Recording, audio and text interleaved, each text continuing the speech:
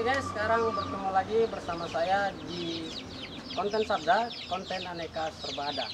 Jadi guys, akibat daripada efek virus COVID-19 yang menyebabkan Anda harus kehilangan pekerjaan Anda, tidak perlu khawatir guys, ya.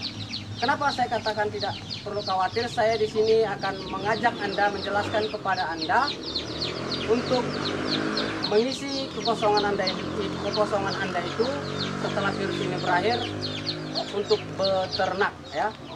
Beternak dengan dana yang tidak terlalu besar, ya. Jadi otomatis saya yakin dan percaya, kalaupun misalkan Anda di PHK dari pekerjaan Anda pada saat proses berlangsungnya COVID-19 ini, Anda pasti mendapatkan uang pesangon dari perusahaan Anda tempat bekerja, ya.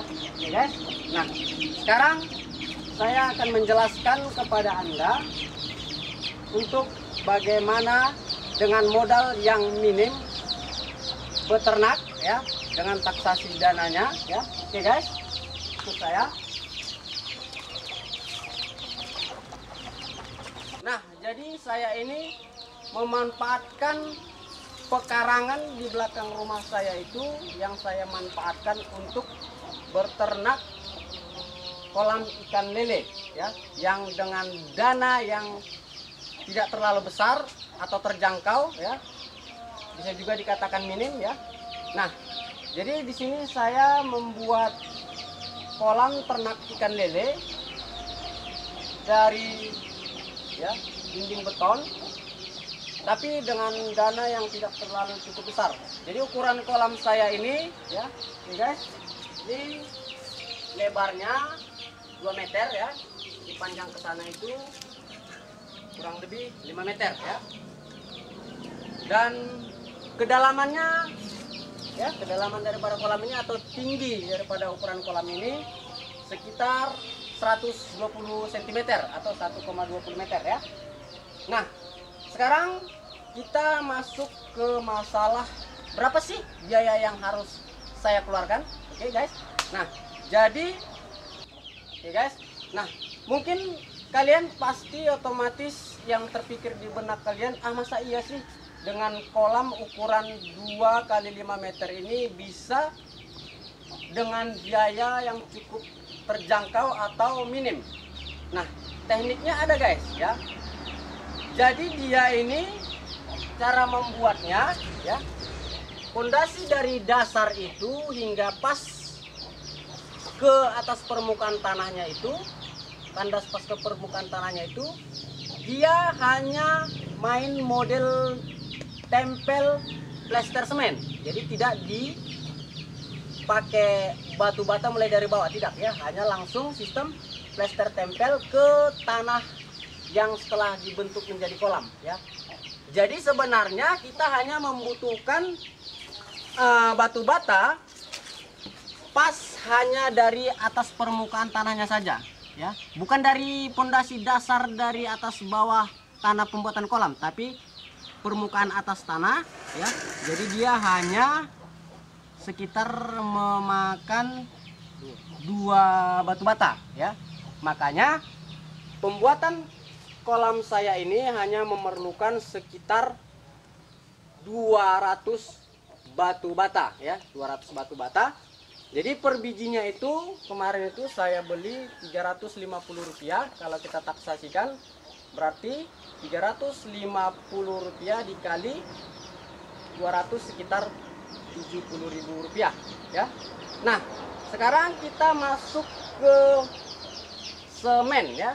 Jadi semennya ini guys, ya, semen untuk membuat kolam ini saya menghabiskan sebanyak sekitar 2 sak, ya, 2 sak semen saja. Jadi per sak semennya itu saya beli sekitar 51.000, ya, sekitar 51.000. Jadi 2 sak sekitar 102.000 atau 100.000 begitu, ya. Karena tergantung toko masing-masing, ya, karena ada yang lebih murah, ya. Kemudian, ya, kita memerlukan pasir, ya, memerlukan pasir. Nah, pasirnya ini saya beli hitung per meter. Jadi saya membutuhkan untuk membuat kolam ini sekitar setengah meter ya. Jadi per meternya itu guys, kita membelinya itu sebesar Rp150.000. Jadi kita hanya cukup menggunakan pembuatan kolam ini setengah meter, berarti dibagi dua berarti Rp75.000 ya. Nah, jadi guys, untuk lebih lengkapnya ya, bahan-bahan yang dibutuhkan sekaligus taksasi dananya bisa dilihat di taksasi dana berikut.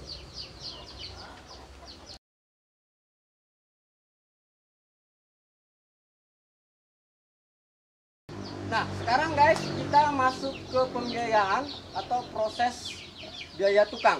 Nah, kalau ini guys, saya buat sendiri, menggali kolamnya sendiri, dan untuk membeton plesteran kolamnya ini saya juga sendiri, dibantu oleh rekan saya. Jadi saya tidak mengeluarkan biaya tukang ya. Jadi saya mengerjakannya ini, kalau untuk hanya membeton atau membatu daripada kolam ini, saya hanya membutuhkan waktu 1 hari ya. Jadi hitung-hitungannya guys, kalau misalkan kita upahkan ke tukang ya, kita tidak usah model borongan, kita buat biaya per hari aja ya.